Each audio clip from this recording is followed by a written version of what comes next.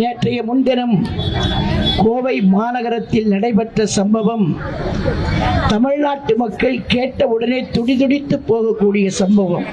அது என்ன, துடியலூருக்கு பக்கத்துல 3 பேரை சுட்டு பிடிச்சிங்களே, யார் முகத்தையாவது காட்டுங்க பாப்போம். இதுல எவன் கற்பழிச்சான்னு உங்களுக்கு எப்படி தெரியும்? கற்பழிச்சவன் சொன்னானா? இல்ல பாதிக்கப்பட்ட பொண்ணு சொன்னிச்சா இவன் தான் குற்றவாளி, இவன் தான் குற்றவாளி, இவன் தான் குற்றவாளி சொன்னிச்சா? இல்லையே. பிடிப்பீங்க, 3 பேரை பிடிப்பீங்க, சுடுற மாதிரி சுடுவீங்க, அது காலில் பார்த்து கரெக்டா படும். துட்டாதான உயிர் போகும்.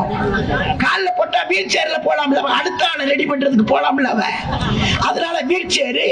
நான் கேட்க விரும்புறேன், இது யாரை ஏமாத்துறதுக்கு இந்த நாடகம்?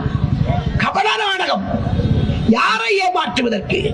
நான் தயவு செய்து கேட்கிறேன், உண்மை குற்றவாளிகளை கண்டுபிடியுங்கள், உண்மை குற்றவாளிகளை கண்டுபிடியுங்கள், தண்டனை கொடுங்கள்.